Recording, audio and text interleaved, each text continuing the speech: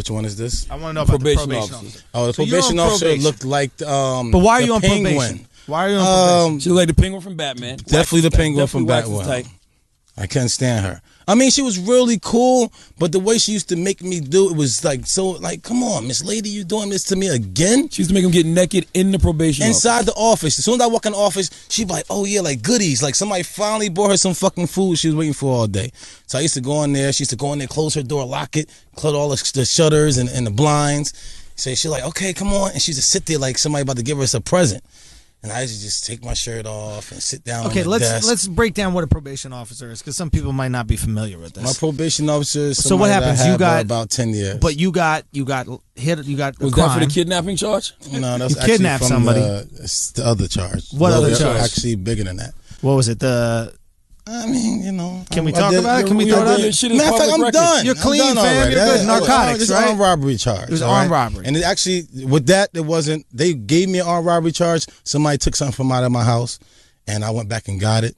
Just like OJ. I got fucking... Oh, just like OJ. That's a great point of reference. That's what I'm saying. OJ got locked up for taking back his own shit. Okay. All right. This is you know what I'm saying? And I got an armed robbery charge for taking back my own shit. Liken yourself to OJ. I did not compare myself to this just situation. Like OJ. Like we're the situation. Yes. Oh, totally. Just like OJ. The situation was... All the industry just heard right now is this dude kills white women. That's what the industry just heard.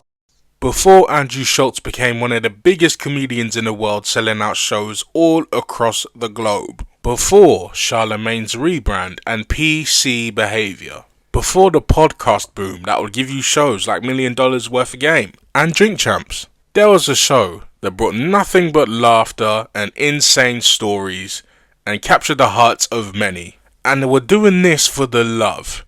Purely for the love. They weren't in this for money like podcasters are now doing. This was genuinely for the love of podcasting, the love of conversation, the love of the fans across the world. And the podcast that I'm talking about is, you guessed it, The Brilliant Idiots. What happened to The Brilliant Idiots? Well, nothing really happened to them. They are still around, but it is changed very, very much.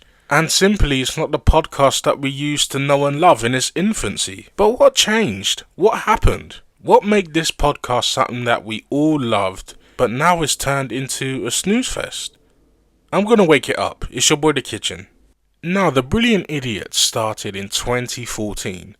April to be specific. And this all started when Charlemagne, the God, and Andrew Schultz met on the popular TV show Guy Code. Yes, Guy Code. And with this show, they would obviously build a rapport with each other and then an eventual friendship.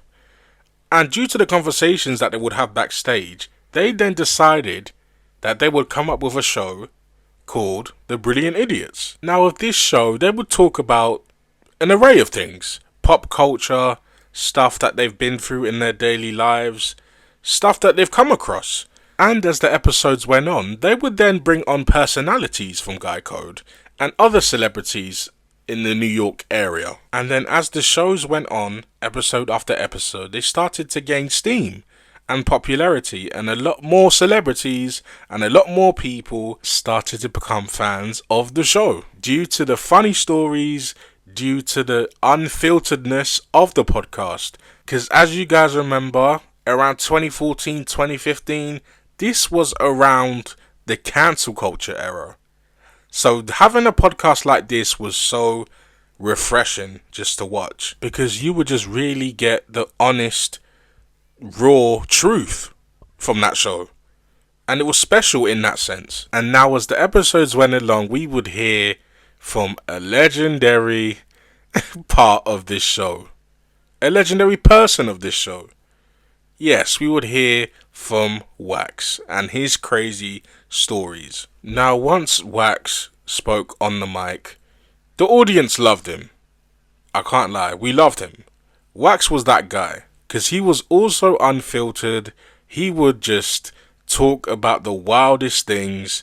He didn't care. He had the wildest stories that he had been through himself personally. It was just amazing every time Wax was in front of that microphone. So he then became a fan favourite. So much so that during their live shows, people would actually yell, "Where is Wax?" Because we could not get enough of Wax and his wild stories. He was just like this figure. And this was mostly because during the first few times he spoke on the mic and he was on camera, his face was cut off. So we really just saw everything but his head. Well, we saw his dreads as they were on his shoulders. But that's besides the point. But due to the fact that Wax is Charlemagne's bodyguard, so they practically travel together, they go everywhere together, Wax was always on Brilliant Idiots. Or he was always behind the scenes.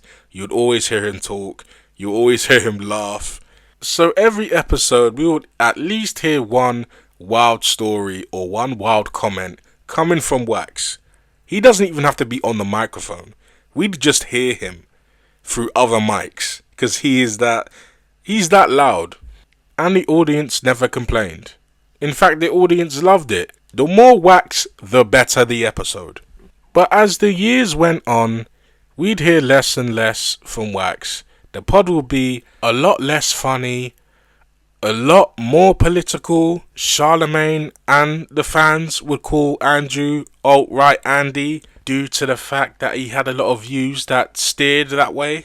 And he also became very much repetitive due to the fact that he had a other podcast that was bubbling called Flagrant 2. So he was juggling a few things, as was Charlemagne. Charlemagne had The Breakfast Club. Charlemagne had his own talk shows, whereas Andrew had Flagrant 2, obviously The Brilliant Idiots, his comedy career. So they were both juggling quite a few things on top of doing Brilliant Idiots on a weekly basis.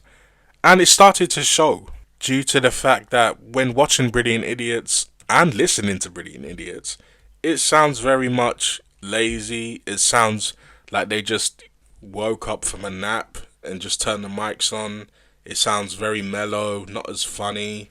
And then a lot of the times, Andrew, you'll catch him yawning a few times, which makes for a crazy listening experience. And one thing that I have heard from fans is that they talk too much about politics. And this is straight off the heels of the Trump and Kamala race. And fans really don't want to hear about politics. They listen for an enjoyable experience. They don't want to hear about or be lectured about politics. And it also doesn't help that Trump went on Andrew's platform and they did an interview, and Kamala went on Charlemagne's platform and did an interview. It just comes off like they've both been paid to endorse the nominees. It just looks that way. The optics look crazy. But during these times, people wondered, where is Wax? Because it feels like he just disappeared. He's nowhere to be found. He's not really on social media like that. He does one podcast called Beauty and the Beast with L'Oreal from Lip Service. But apart from that, we don't really see him out like that. And we don't really see him with Charlemagne or Andrew either. So people were wondering for a good couple months that if Wax, Charlemagne and Andrew are cool. And if they are cool, why haven't they been seen together?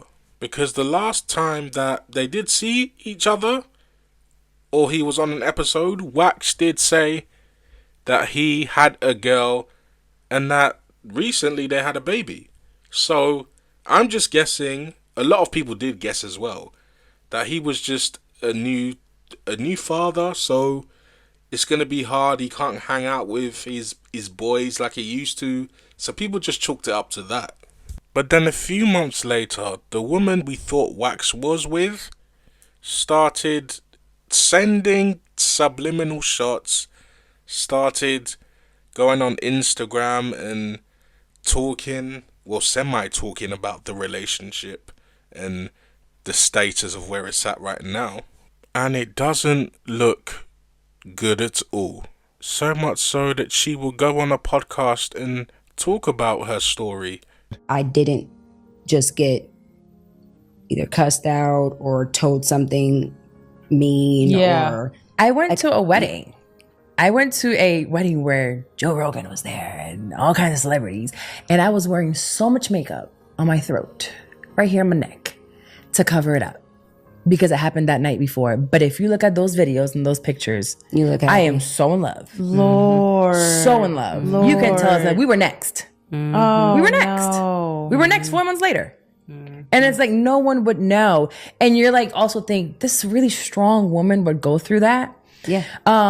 This woman that has everything on her own. Yep. You know, Yep. that can carry it on her own. But also I think when you have children, and at this age, I don't know if I was younger, would I have left as soon as I did. I also have to admit I have my own home in Florida. I have my Now, this was shocking. She would talk about her abuse that she had been through with Wax and how it was very, very hard for her to get out. She even reached out to people and they didn't believe her. So she was stuck between a rock and a hard place. She would also talk about finally getting out of that relationship and how her therapist really, really helped her along the way. the entirety of my relationship before and after. Yeah. It never stopped. And I will 1,000% attribute that to God and my therapist.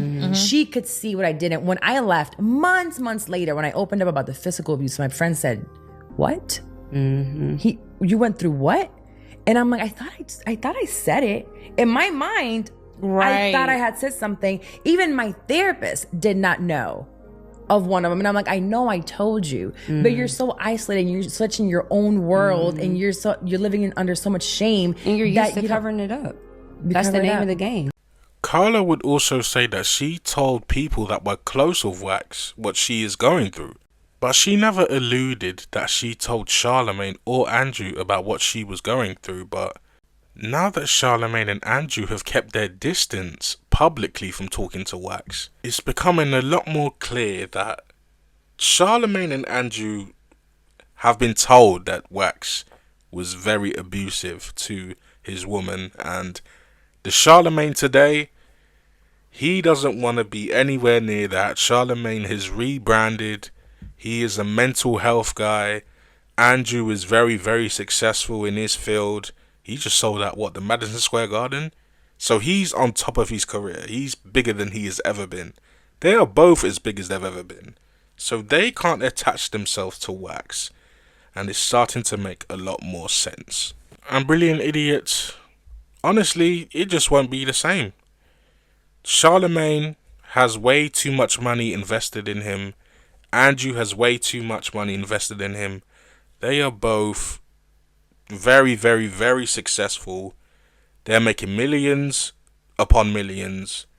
They can't have people around like Wax. And they can't talk like they used to. Let's keep it a buck.